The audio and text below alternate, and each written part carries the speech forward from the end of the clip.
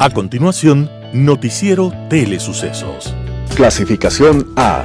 Apto para todo público. Un noticiero pensado para usted porque se lo merece. Nos acercamos a la realidad desde diferentes perspectivas. Noticiero Telesucesos. Primera parte del Noticiero Telesucesos con las noticias más importantes del día.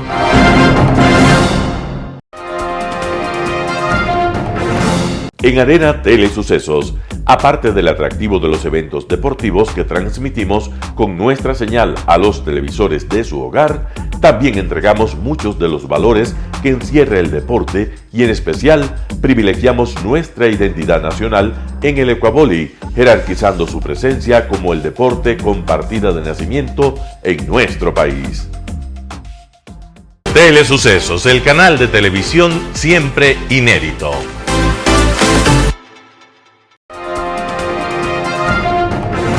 Un día como hoy. En la Europa del siglo XIX, como hoy en el mundo entero, las armas eran el gran negocio y hubo un hombre que después de muchos fracasos económicos terminó fabricando minas y proyectiles.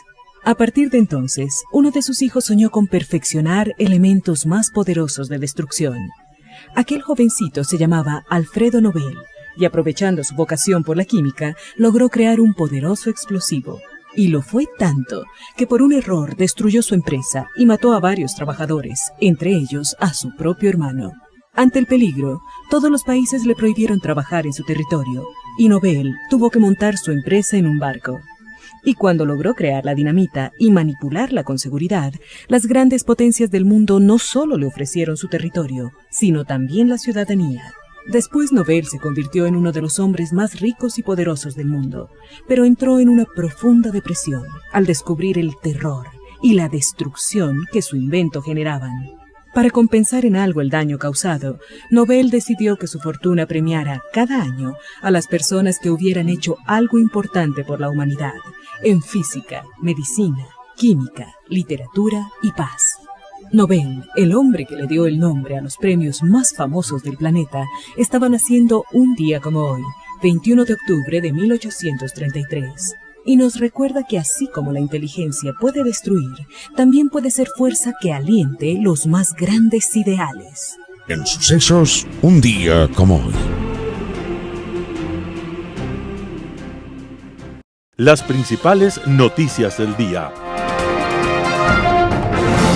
Titulares. Seguridad fue el tema central en la cita entre senadores estadounidenses y el presidente Lasso. Asamblea no logra los votos suficientes sobre veto a la ley de comunicación. El nuevo procurador del Estado es Juan Carlos Larrea. La justicia de Estados Unidos pidió el embargo de $1.3 millones de sobornos de John Luz Uriaga. Evite estafas y acceda gratuitamente a los servicios municipales.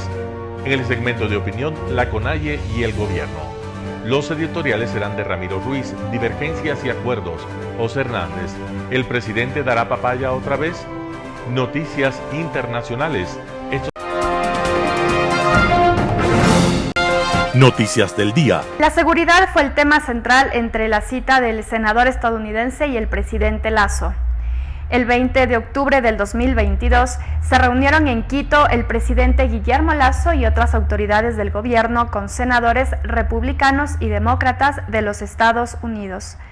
La seguridad fue el tema central de la cita que se extendió por algo de más de 2 horas, aunque también se habló sobre asuntos comerciales y de medio ambiente, en las que se busca cooperación. El demócrata Bob Menéndez informó que hasta noviembre estaría aprobada una ley de asociación entre Ecuador y Estados Unidos que facilitará la cooperación en diferentes ámbitos, pero especialmente el de combate al crimen organizado a través de estrategias de inteligencia. Menéndez comentó que Ecuador no puede contrarrestar el crimen organizado solo, porque son carteles del narcotráfico, la mayoría de México, que actualmente son transnacionales, y se comprometió a conversar con el director del Consejo de Seguridad Nacional del presidente Joe Biden sobre este tema para analizar cómo se puede profundizar la ayuda a Ecuador, con base a una estrategia que tendría el gobierno de Guillermo Lasso. en tanto que el senador republicano Bob Potterman se centró en el intercambio comercial entre los dos países. Reconoció que, aunque un acuerdo de libre comercio está lejos, se está trabajando en otras alternativas. La Asamblea no logra los votos suficientes sobre veto a la ley de comunicación. El 20 de octubre del 2022, el Pleno de la Asamblea Nacional no logró los votos necesarios para pronunciarse frente al veto presidencial a las reformas a la ley de comunicación. Los legisladores votaron por el allanamiento y por la ratificación, pero en ningún caso hubo los votos suficientes, por lo que las propuestas del presidente Guillermo Lasso entrarían en vigencia directamente. En un primer intento, el Pleno no alcanzó los votos necesarios, 71, para el allanamiento a las propuestas de textos de la presidencia. El gobierno solo obtuvo 41 respaldos. En una segunda votación, el Pleno tampoco alcanzó los votos, 92, para ratificarse en 3 artículos relacionados con la distribución del espectro radioeléctrico, y en una tercera votación los legisladores volvieron a votar por la ratificación de 3 artículos, pero nuevamente el Pleno no alcanzó los votos. Con esto, y sin que haya un pronunciamiento de la Asamblea a favor o en contra, el veto presidencial entraría en vigencia directamente cuando se cumplan los 30 días de su envío. Sin embargo, la sesión fue suspendida sin que se voten posibles reconsideraciones, así que aún no es un tema zanjado. Minutos antes de las votaciones, la Asamblea aprobó 2 cambios en las reformas a la ley de comunicación relacionados con la sentencia de la Corte Constitucional. Dicho fallo pidió al legislativo que modifique la redacción de los artículos y los adecúe a la Constitución y los estándares internacionales. El nuevo procurador del Estado es Juan Carlos Larrea. El Pleno del Consejo de Participación Ciudadana y Control Social designó como nuevo Procurador General del Estado a Juan Carlos Larrea. Esto informó el organismo en un comunicado.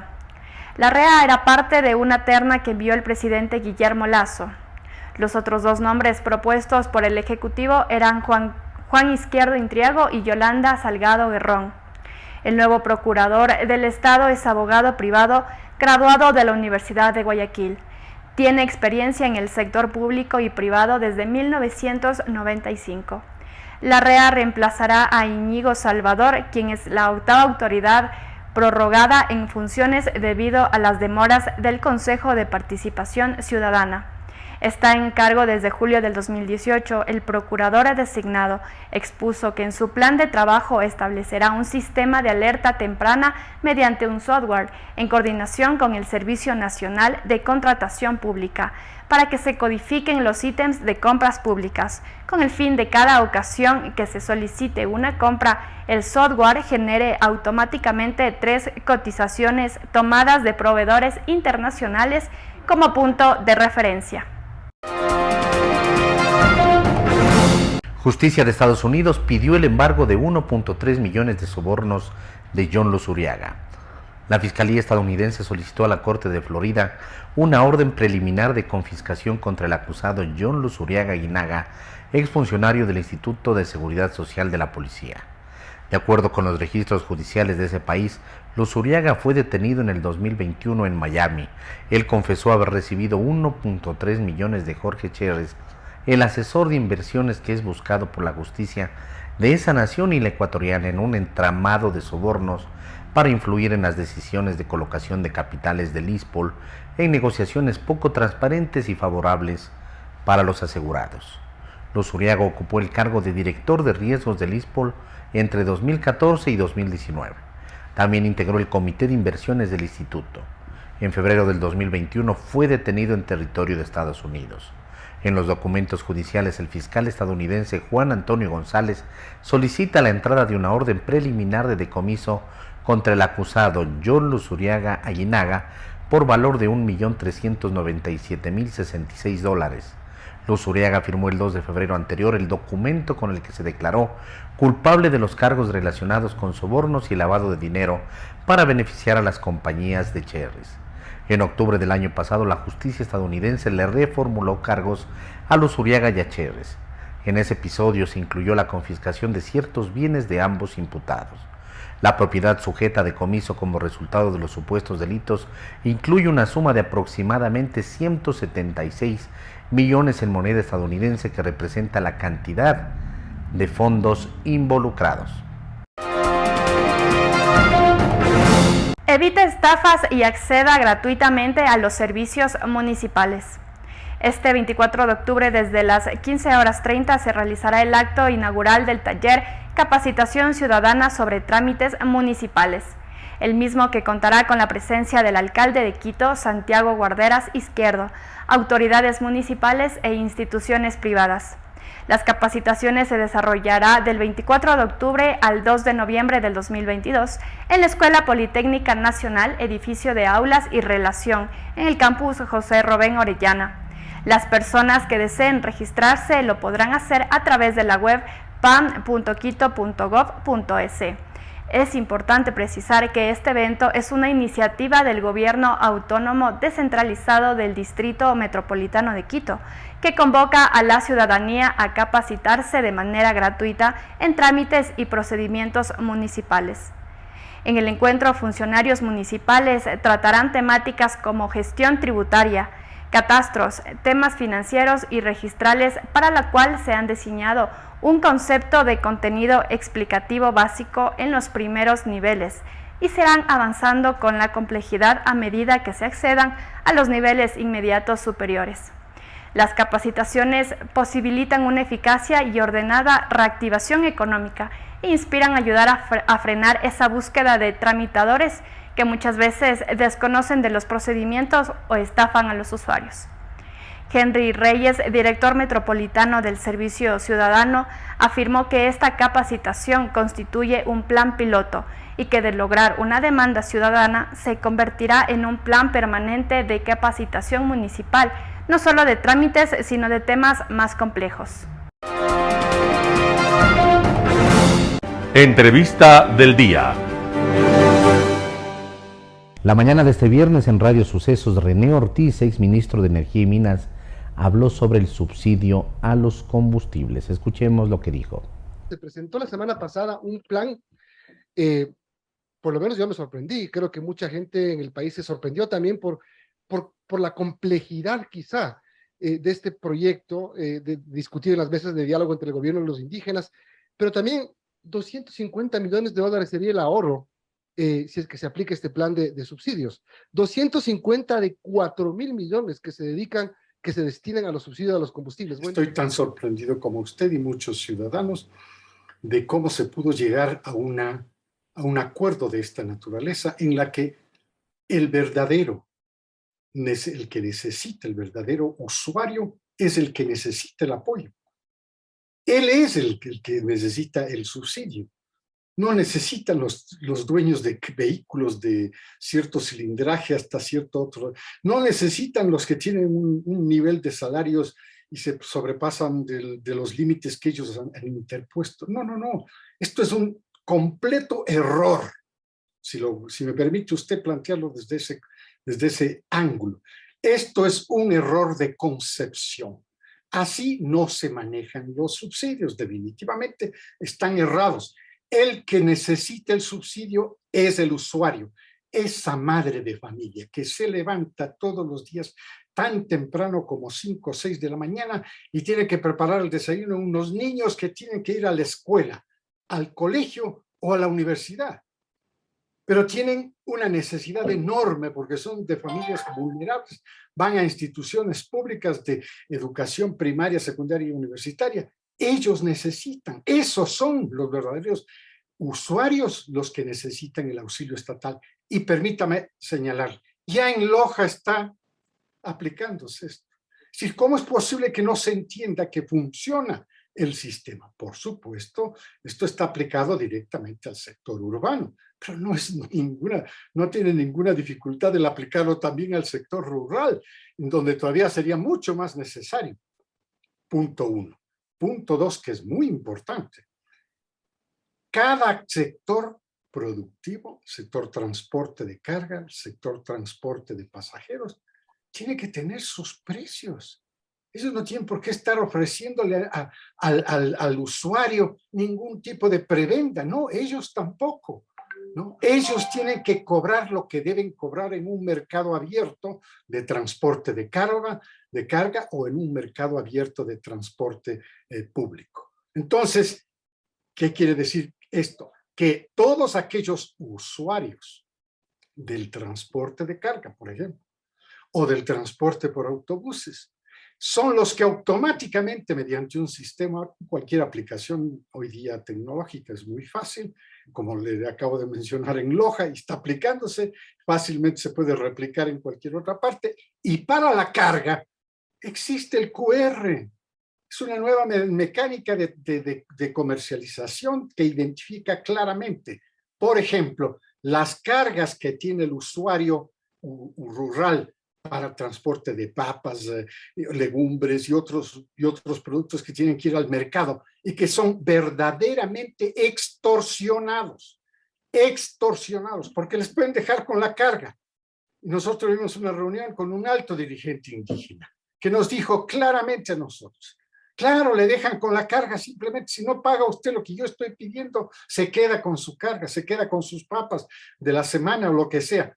No, para eso existen los temas tecnológicos de avanzada como el QR. Ya se propuso esto. ¿En Loja se aplica este sistema, doctor? No, en Loja se aplica el sistema del Urbano Park con la tarjetita. O sea, los niños, los adolescentes y los jóvenes que van a las universidades, por ejemplo, los discapacitados, que es otra clase, los adultos mayores, que es otra clase, todos ellos pueden tener esta tarjeta.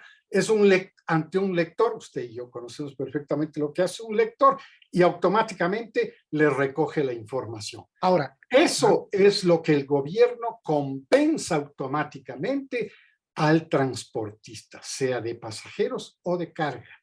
Ahora, doctor, el gobierno plantea por cilindraje mayores a 2.200, absurdo. Camionetas de 3.000 centímetros cúbicos, SUVs, al final del día son 10%, es el 10% del parque automotor del país. O sea, quiere decir que el 90% del parque automotor del país va a seguir siendo subsidiado. O sea, es una cifra ínfima. Es un absurdo total, Milton. Usted y yo vamos a coincidir que así no se puede manejar un país de esa manera, porque a quien le está dando privilegios es a quien no necesita, pero tiene un vehículo. Y ahora se puede endeudar para tener un vehículo y va a pagar una gasolina que va a estar subsidiada, o va a pagar un diésel que ya está subsidiado, porque es muy fácil, de acuerdo al sistema, porque el sistema funciona. Puede adquirir vehículos de todo tamaño, e inclusive se va a crear un mercado secundario de todos aquellos vehículos que están fuera de la muestra esta de subsidio, y van a promover la compra de vehículos de carga, por ejemplo, dentro de los cilindrajes, vehículos de pasajeros, etcétera, etcétera, de transporte, lo que sea, dentro de los términos que están definidos en ese acuerdo. ¡Qué absurdo! ¿Quiénes deberían tener el subsidio? Ya hablamos un poco de la metodología tecnológica, que quizás sea lo más difícil. El usuario es el que finalmente necesita el subsidio, no el transportista. El transportista debe cobrar lo que debe cobrar de conformidad con el mercado. Tiene que hacer una carga de Guayaquil a Quito, eso cuesta tanto. No es que va a tener que ir a una gasolinera y que le identifiquen, y en esa gasolinera el sistema le califica automáticamente beneficiario del subsidio y paga menos. No, ese no es el sistema. Imagínense la corrupción que puede desarrollarse alrededor de este sistema. Es un horror, es un horror. Entonces, el usuario beneficiario. El último. Ese es el que necesita, y yo le he escuchado al presidente en algunas ocasiones hablar de esto. El que necesita verdaderamente es el usuario. Entonces, no entiendo por qué el ministro de Energía y Minas no está presente. Está presente el de transporte, que no es un problema de transporte. Perdóneme, esto no es un problema. Ya se planteó así. Los transportistas también, cuando yo fui ministro, también plantearon esto. Y dije, no, tiene que haber una compensación. Usted simplemente recibe una compensación, que es lo natural, ¿no? Pero aquí lo que están queriendo crear es una especie de sector protegido, ¿no? Al mismo estilo de los productores de arroz que quieren un precio de sustentación. Aquí quieren un precio de sustentación. No, pues sí, no es ese el camino del subsidio. El subsidio es al precio. ¿Y cuál es el precio? El que paga el usuario, usted y yo, que tomamos el autobús, el taxi, que toma la carga que tiene que ser transportada del sector rural al sector de Es decir, mercado. la focalización del subsidio sería vía compensación a los usuarios. No, compensación al transportista, al que dé el servicio. Al transportista. Porque el usuario el usuario queda identificado con su QR, ¿no? Sea estudiante o lo que sea, damos el salto tecnológico, ¿no? Esto no es fácil, esto no es difícil, es una cosa muy sencilla. Y el poseedor de la carga igual. Y este es un salto importante para el campesino que trabaja la tierra, que tiene que sacar las papas cada semana y está sujeto a esta extorsión. Todos sabemos que existe extorsión. Por otro lado, Manuel Panseri, médico anestesiólogo del Hospital Metropolitano, habló sobre los mitos y verdades sobre la anestesia. Escuchemos la nota. Doctor, nos va a ayudar a desmitificar uno de los, creo que de las cosas de la medicina fabulosas, porque ayudan a controlar el dolor y haber avanzado en cirugías importantísimas, la anestesia. Pero en torno a ellos hay muchísimos mitos, doctor, y siempre la gente se pregunta. Yo le voy a plantear preguntas que la gente las hace regularmente y usted ayúdenos a entender otras que tal vez no las tengamos. Por ejemplo, todo el mundo dice, si es cierto, si la anestesia general, al dormirnos, dejamos de respirar y siempre tenemos que respirar por una mascarilla, por ejemplo. Yo entro a una cirugía, y tengo que poner una mascarilla. Bueno, lo más importante es que antes de entrar a una cirugía, tú tienes que conocer a tu médico anestesiólogo. Él te va a hacer una evaluación y va a encontrar cuáles son los factores de riesgo que tú tienes, cuáles son las enfermedades que tú presentas en ese momento y te va a seleccionar un plan anestésico individualizado para ti. Es evidente que existe un sinnúmero de cirugías que se deben hacer con anestesia general. La anestesia general consiste en suministrarle al cuerpo a través de la respiración y a través de la sangre, es decir, a través de los sueros, un conjunto de medicamentos que causan una desconexión del sistema nervioso central. Entramos en un estado que técnicamente se conoce como coma farmacológico reversible. Y es un coma farmacológico reversible porque al final de la cirugía tú interrumpes el suministro de estos medicamentos y el paciente se despierta. Ahora bien, estos medicamentos, dependiendo del tipo de cirugía que tú hagas, algunos de ellos paralizan la respiración. Por lo tanto, es importante que tu médico anestesiólogo garantice que tú respires, que tus pulmones funcionen mientras duermes. Y para ellos existen diferentes estrategias. Una de ellas es el uso de la máscara facial, otra es la máscara laringea y otros lo que estuvo de moda durante la pandemia, que son los pacientes ventilados en las unidades de cuidados intensivos con el tubo endotraqueal. El tubo endotraqueal, que aparentemente para muchas personas les causa escozor, para mí es uno de los inventos más grandes de la medicina porque garantiza un acceso permeable, una conducción permeable hacia tus vías respiratorias y hace que tú respires apropiadamente mientras estás durmiendo. Doctor, hay que tener conciencia también que antes de recibir, de tener una cirugía, porque normalmente se la utiliza para eso, para cirugías, ¿verdad? ¿O me equivoco? Siempre debe haber un control previo, ¿verdad? Es así, o sea, como usted dice, conoces a tu médico, pero hay una serie de exámenes que se realizan para saber qué tipo de anestesia para ese paciente es específica, la correcta. Así es. Y para ello uno tiene que someterse a lo que se conoce como evaluación preanestésica. La evaluación preanestésica es una entrevista que los anestesiólogos hacemos con nuestros pacientes, posiblemente en la mayoría de casos del día antes de la cirugía o en un caso de emergencia, minutos antes de la cirugía, con el paciente, con los familiares, para que en primer lugar la familia y el paciente conozcan a su médico anestesiólogo, hablen con él, entiendan qué es lo que va a hacer y asuman también un poco cuáles son los riesgos, porque conforme pasa el tiempo, los seres humanos envejecemos y en el envejecimiento aparecen muchas enfermedades como son el sobrepeso, el sedentarismo, la obesidad, la hipertensión, la diabetes, que son toda una serie de cuestiones que aumentan el riesgo para suministrarte anestesia. Entonces existen esas peculiaridades que cada ser humano tiene deben ser estudiadas y muchas veces nos apoyamos con nuestros colegas, por ejemplo, los endocrinólogos, los médicos internistas, los cardiólogos, los neumólogos, y en conjunto tenemos una evaluación integral del paciente antes de someterlo a un procedimiento quirúrgico y evidentemente con su respectiva anestesia. Doctor, uno de los mitos dice, al doctor se le puede pasar la mano en la anestesia, me puedo quedar en la mesa. ¿Eso puede ocurrir?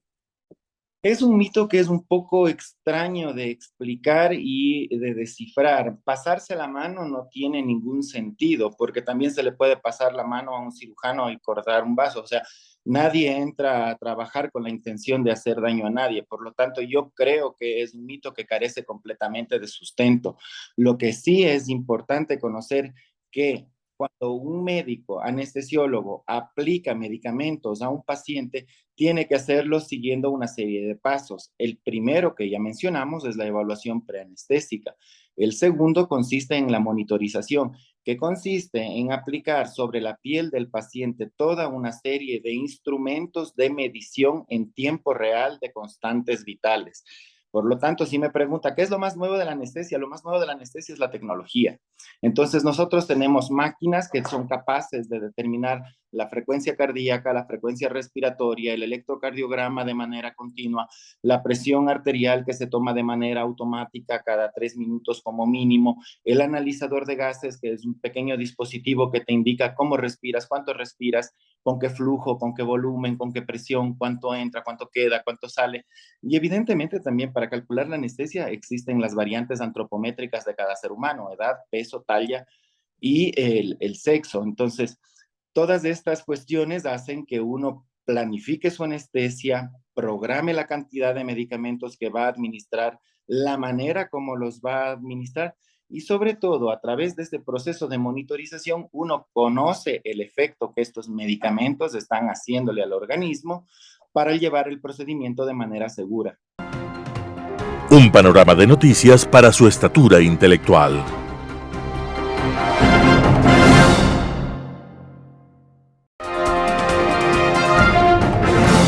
Opinión. Estimados amigos, amigas, gracias por estar con nosotros en este programa de Telesucesos. Hoy vamos a seguir comentando el tema de los resultados que se ha obtenido en los diálogos entre una serie de representantes de grupos indígenas y representantes del gobierno nacional. Yo creo que es necesario hacer un resumen una vez que han terminado los diálogos. Eso no significa que se ha terminado todo, porque todavía están algunos temas pendientes. Pero de todos los temas que se han visto en las 10 y pico de mesas, sencillamente hay como 3 tipos de acuerdos y desacuerdos y temas pendientes. El primero tiene que ver con el tema petrolero y minero, que ya dijimos nuestra opinión, que ese es un acuerdo que sencillamente no es conveniente, creo que para el país. Pero bueno, en todo caso, la moratoria por 1 año o hasta que haya un proyecto de ley que tiene que ir a la Asamblea para que sea aprobada lo que le llaman la consulta previa, ¿sí? Este primer tema, en la primera parte, naturalmente, es un tema de facultad del gobierno nacional, hacer la moratoria en la parte minera y en la parte petrolera, lo que significa que no se puede ampliar la frontera petrolera ni la frontera minera durante 1 año o hasta que sencillamente esté aprobado por el Congreso Nacional este tema o subtema que me había permitido indicar, que es la consulta previa. El gobierno nacional va a preparar pues el proyecto de ley para enviarlo a la Asamblea Nacional. Pero aquí los dirigentes indígenas han dicho, tenemos que estar en ese grupo de trabajo, porque lo que usted, señor presidente, va a enviar tiene que tener nuestro acuerdo y nuestro visto bueno. Entonces, el presidente tiene que compartir su facultad constitucional de enviar proyectos de ley consultando previamente a los dirigentes indígenas. Después de eso, pues el proyecto tiene que ir a la Asamblea y la Asamblea tiene que decidir. Entonces, aquí los indígenas, sus representantes, Pachacuten, tendrán que hacer un lobby intenso, gestiones intenso, para que aprueben lo que los dirigentes indígenas desean. Este es el primer tema. Vamos a ver qué pasa con la Asamblea cuando reciba sencillamente pues, el proyecto de ley. El segundo, que está en manos del gobierno y que ya lo está implementando, es lo que tiene que ver con la banca pública. no con la banca privada, porque no se puede determinar una serie de decisiones en contra de la banca privada, porque la banca es privada, privada, privada. Aún el Banco del Pacífico, que es de propiedad del Estado, se maneja en forma totalmente privada y no puede entrar a ningún compromiso irracional. Entonces el tema se ha vuelto exclusivamente de banca pública. Eso significa Ban Ecuador, que antes se llamaba pues Banco Nacional de Fomento, y lo que es la Corporación Financiera Nacional. Y ya el gobierno, que tiene esa facultad, ha comenzado a implementar el acuerdo que llegó con las dirigentes indígenas, ¿sí? Pero hay otros temas que sencillamente no hay acuerdos. Diga usted, por ejemplo, el tema de la focalización del subsidio. Y naturalmente, como ya hemos dicho anteriormente, cualquier mecanismo que se crea por parte del gobierno sencillamente conducirá a la corrupción de una u otra forma, ¿sí? Naturalmente que sencillamente los indígenas no han podido conseguir lo que originalmente querían, que era que se reduzca el precio del combustible, especialmente el que tiene que ver pues con la gasolina extra o la gasolina super, aunque hoy actualmente la super sencillamente varía en función de factores internacionales. Entonces, este es un tema que está pendiente y que lo van a seguir discutiendo, y el gobierno está viendo, analizando qué tipo de focalización lleva a cabo. Pero amigos, vuelvo a insistir, la política de precios de combustibles, eso es una facultad exclusiva del gobierno nacional, porque tiene el monopolio total de la producción de gasolina y de derivados de diésel. Pero ya también el gobierno, a través del ministerio correspondiente, ha dicho que va a eliminar estos precios bajos, subsidiados, pongámoslo así, que reciben sencillamente pues los camaroneros y los atuneros. Y estos grupos, a través de sus gremios, están indicando determinados temas al gobierno nacional. Pues el gobierno tiene esa decisión y se va a implementar. Y yo creo que naturalmente una empresa no puede depender infinitamente de subsidios, porque eso implicaría que son ineficientes e incompetentes. En todo caso, los subsidios o los precios especiales del diésel X, Y o Z sencillamente ha durado durante algún tiempo y ha permitido una serie de desarrollos de lo que es camarones. Imagínense ustedes lo que se va a exportar de camarones este año. Es posible que se exporten 8.000 millones de dólares. Es un trabajo extraordinario que han hecho los empresarios en esta materia de cultivo y cosechas de camarones. Y también en lo que es atún. El sector pesquero se está desenvolviendo extraordinariamente bien. Si uno suma las otras exportaciones de otro tipo de pescado, enlatado, etcétera, sencillamente uno puede observar que está haciendo un buen trabajo por parte de todos esos empresarios privados. Pero, amigos y amigos, hay otros temas que se han puesto de acuerdo, hay otros temas que están en desacuerdo, pero espero como ciudadano y economista que los dirigentes indígenas, aquellos que son radicales, logren entender que el gobierno ha hecho un esfuerzo, un esfuerzo. ¿Por qué ha hecho ese esfuerzo? Por el temor que tiene el gobierno de que el día de mañana la CONAI y toda una serie de grupos indígenas comiencen a armar caos y anarquía en el país. Y eso no le conviene ni a los propios indígenas, ni al Ecuador entero, ni a nadie, ¿sí? Entonces, en función de ese temor que tiene el gobierno, sencillamente ha estado cediendo determinados aspectos que en mi juicio personal no debió haberse hecho. Hay otra serie de temas que naturalmente el gobierno puede hacer, que tiene que ver sencillamente con el combate a la pobreza extrema, pero hay mecanismos diferentes, totalmente diferentes. Amigos y amigos, esperemos que haya tranquilidad en el país. Esperemos que la Asamblea Nacional apruebe pues cosas razonables para que los indígenas sencillamente no entren a hacer planes para desestabilizar la República del Ecuador y desestabilizar políticamente al gobierno. El país necesita paz, tranquilidad para trabajar, ahorrar, invertir y crear más empleo, ¿sí? Porque eso implica subir el estándar de vida de muchísima gente. Y el gobierno del futuro tiene irremediablemente que reorientar su política pública para que haya éxitos en el combate a la pobreza y a la creación de empleo adecuados en el país. Amigos y amigos, les agradezco por estar con nosotros y veremos la próxima semana. Gracias. Editorial. Y acuerdos, artículo de Ramiro Ruiz. Las mesas de diálogo no corregirán los problemas nacionales. El diálogo más bien sirvió para apaciguar a los indígenas de un posible paro en un futuro cercano. Los indígenas debían aprovechar este diálogo para examinar sus desengaños que los mantienen en el atraso humano y social. Por ejemplo, el país tiene un sistema educativo que no está relacionado con las necesidades y la realidad de los niños y jóvenes. Viven en permanente migración del campo a la ciudad. Esta situación produce daños en la familia. Los padres abandonan el hogar por el trabajo. Regresan al campo absorbidos de costumbres extrañas y ajenas. Las comunidades no tienen vías disponibles. Tampoco se benefician de asistencia inmediata de salud, como de una cobertura total de los servicios básicos de agua, alcantarillado y electrificación. Consiguieron condonación de las deudas.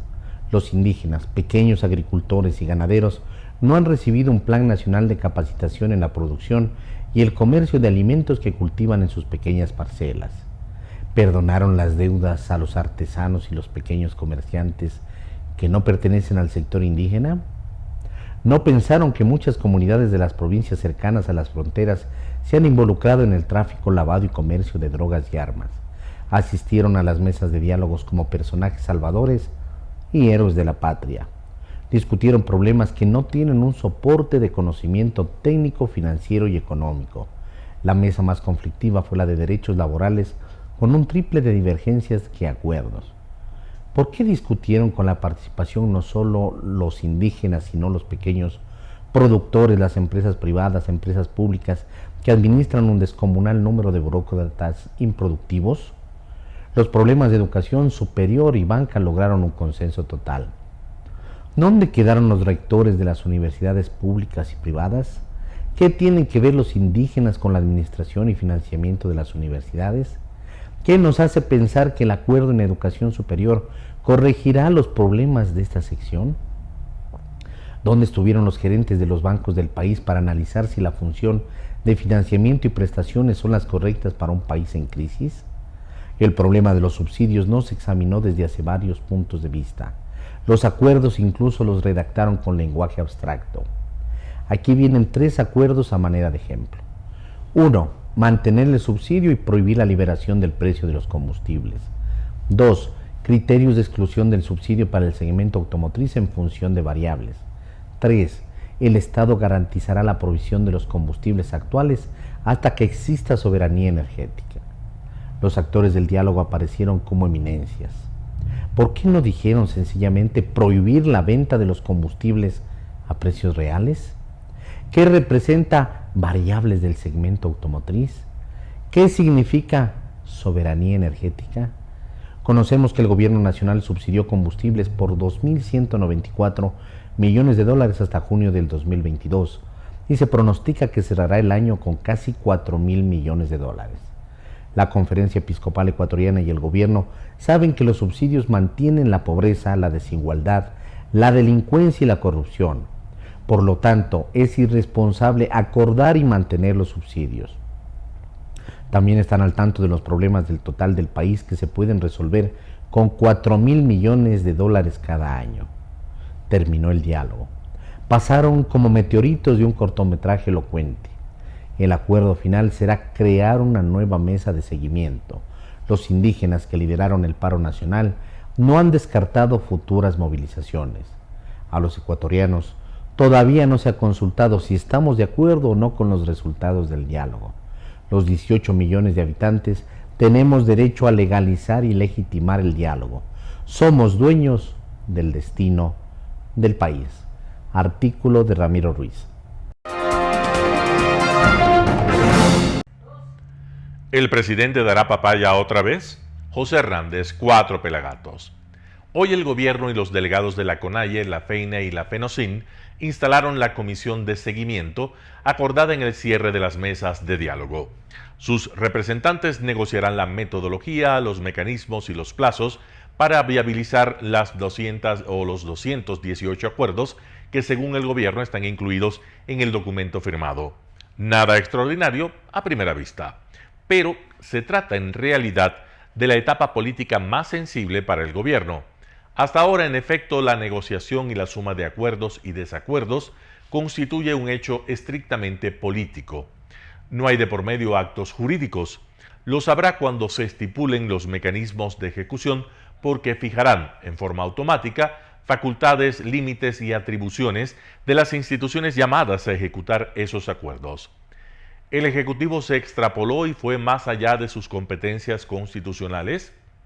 ¿Se comprometieron en general derechos adquiridos de los ciudadanos? ¿Puede el Ejecutivo entregar o compartir competencias que, según el mandato constitucional, son de manejo exclusivo del presidente y del gobierno central? ¿Guillermo Lasso se está arrogando funciones? ¿Se expone a un juicio político a la revocatoria del mandato? Esteban Rom, decano de Jurisprudencia, coincide en que este tipo de preocupaciones son lícitas y que en el acuerdo hay materia que podría sustentar interrogantes de este tipo, pero al mismo tiempo previene que solo habrá posibilidad de invocar el control de constitucionalidad cuando se establezcan los mecanismos de ejecución y aterricen en una norma, ley, reglamento, decreto. Solo entonces la Corte Constitucional podría manifestarse ante eventuales demandas de constitucionalidad o acciones de protección.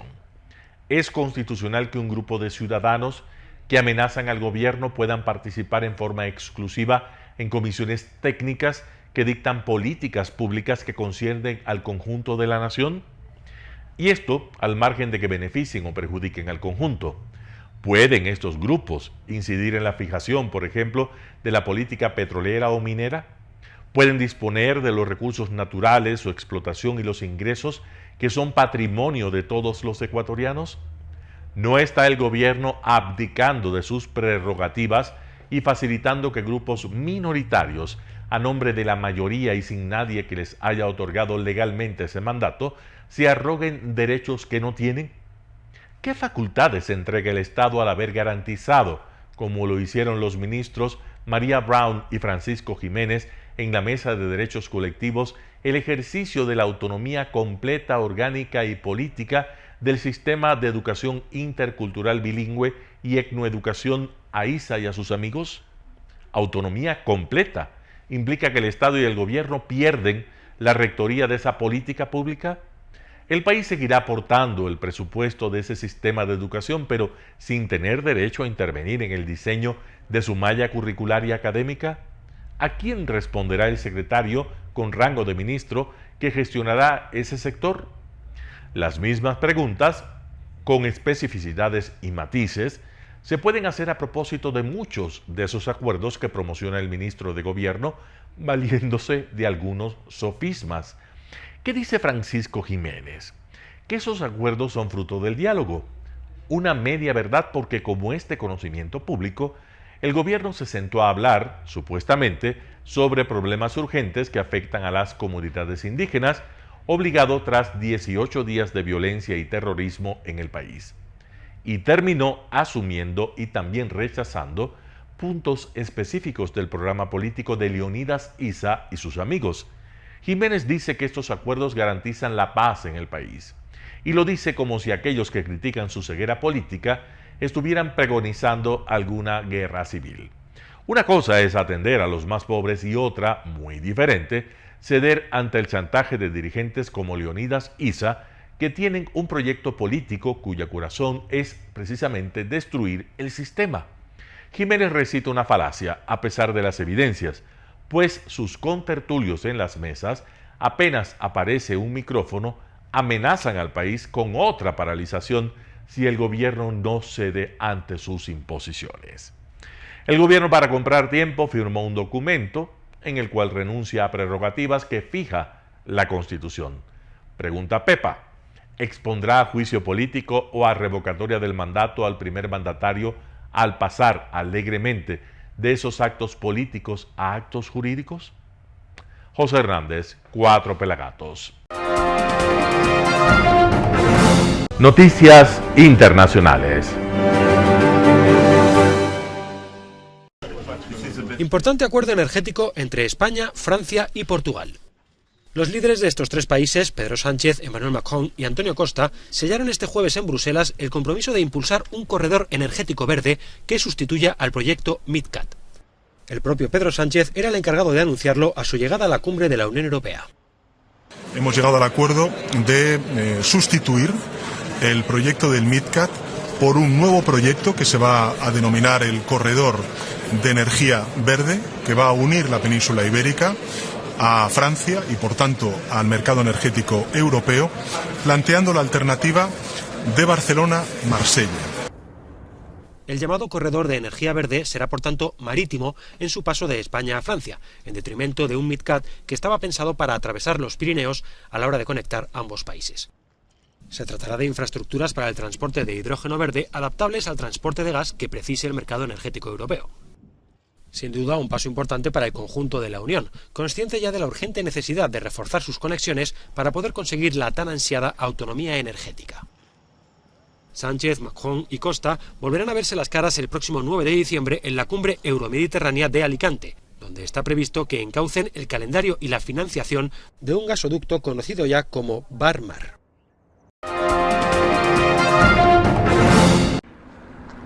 Irán pagará con más sanciones europeas por haber suministrado drones kamikaze a Rusia para la guerra en Ucrania. En concreto, los jefes de Estado y de Gobierno de la Unión Europea han formalizado nuevas sanciones contra 5 personas y 3 empresas iraníes al considerar que son responsables de facilitar estos equipos a Moscú, como anunciaba la portavoz de Exteriores de la Comisión Europea. Había un amplio acuerdo político consensuado de que la Unión Europea debía reaccionar con rapidez. Ahora que hemos recabado nuestras propias pruebas suficientes, se trabaja en el Consejo con miras a una respuesta clara, rápida y firme de la Unión Europea. Idéntico convencimiento tiene el secretario general de la Alianza Atlántica, que ha hecho un llamamiento a las autoridades iraníes. Pedimos a Irán que no suministre ni drones ni misiles. Cualquier suministro de misiles supondría además una clara violación de las resoluciones del Consejo de Seguridad de Naciones Unidas. Aunque el gobierno iraní lo niega tajantemente, estos drones suicidas juegan un papel fundamental en la guerra. Permiten a Moscú realizar ataques masivos y destruir infraestructuras sensibles, sin poner en peligro a sus unidades militares en las zonas ocupadas, que han tenido que retroceder ante el avance del ejército ucraniano.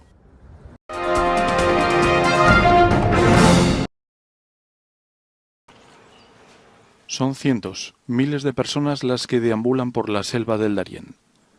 Un territorio inmenso a caballo entre Colombia y Panamá, una de las primeras etapas de aquellos que deciden abandonar su país para buscar un futuro mejor en Estados Unidos. Una selva llena de peligros no solo por las caídas, ni por las fuertes corrientes en los ríos, ni por el lodo y el barro, sino además por la presencia de bandas criminales. 53 personas murieron el año pasado en el intento. Llegar sano y salvo al puesto fronterizo de Canaán Membrillo, el primer control en territorio panameño, es sinónimo de esperanza. Viajan con lo opuesto, en ocasiones acompañados de sus familias, pero todos llevan el sufrimiento a sus espaldas. Me perdí 3 días dentro de la selva con mi familia, porque con mis hijos iba demasiado lento, no le llevaba el ritmo al paso del grupo de personas y nos quedamos de último y nos perdimos. Después lo volvimos a alcanzar y después volvieron a salir y volvimos, nos perdimos 2 veces. Fuera de eso, los ríos, las piedras, la lluvia, sin alimento, el peso que tú llevas al principio, comienzas con peso, pero a medida que va pasando tú vas comiendo tus enlatados y se te acaba la provisión. Y ya cuando ya termina cierto punto, ya uno llega 2 días sin comer. Llegan los refugios, a refugios buenos, a refugios que pues muy básicos, pero es muy duro y no se lo deseo a nadie. El Ministerio de Seguridad panameño cifra en 185.000 las personas que han pasado por el Darién entre enero y mediados de octubre, la mayoría venezolanas. El viaje continúa, aunque cunde el desaliento al saber que Estados Unidos expulsa a los venezolanos que entran en el país de forma irregular y autorizará únicamente 24.000 visados.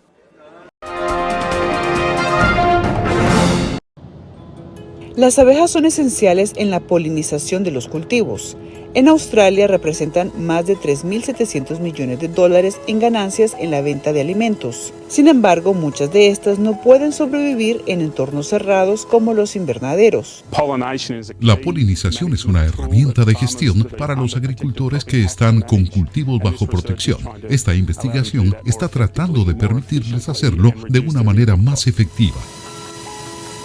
Para esto, investigadores de la Universidad de Western Sydney implementaron drones miniatura que con la corriente ascendente de sus hélices están ayudando a esparcir el polen en un cultivo de fresas. Logramos una mejora anual de más del 50% en comparación con la polinización de los abejorros. Una alternativa tecnológica que puede apoyar a la polinización manual que se hace en Australia, ya que no se permite la importación de abejorros. De Australia nos trasladamos a las profundidades del mar en Chile. Una boya inteligente que puede escuchar el océano podría ayudar a las ballenas en peligro de extinción a evitar chocar con los barcos mientras migran desde Chile a Ecuador.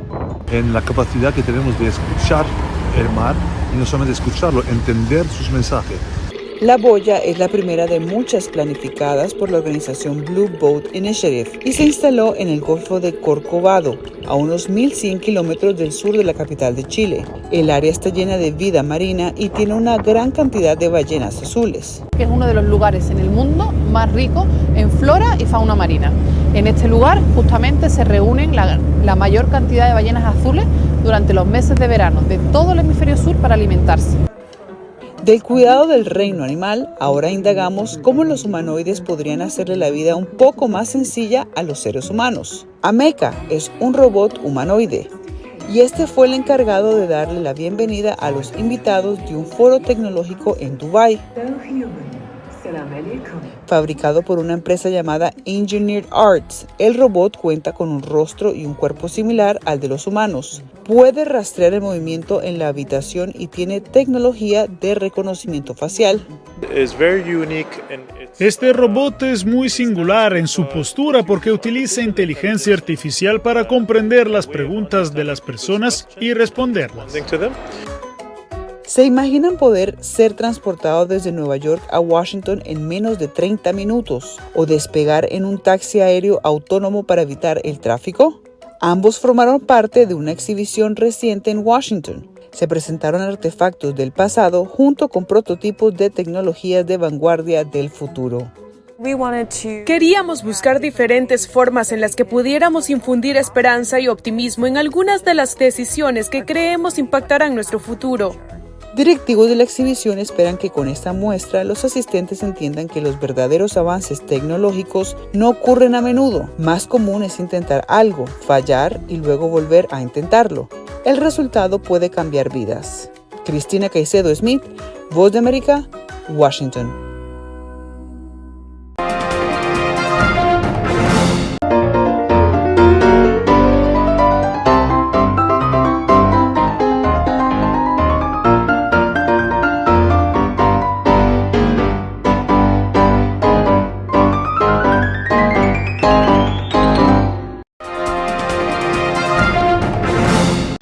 Siempre ecuatorianos, resaltamos nuestra identidad.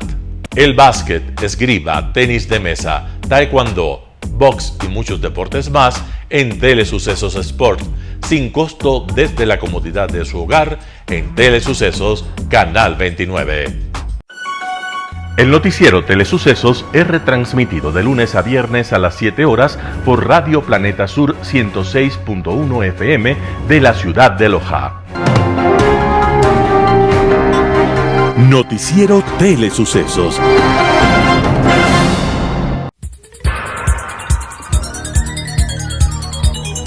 Las opiniones vertidas en este espacio por la producción y dirección del programa son de exclusiva responsabilidad de sus autores y de quienes intervienen en ellos.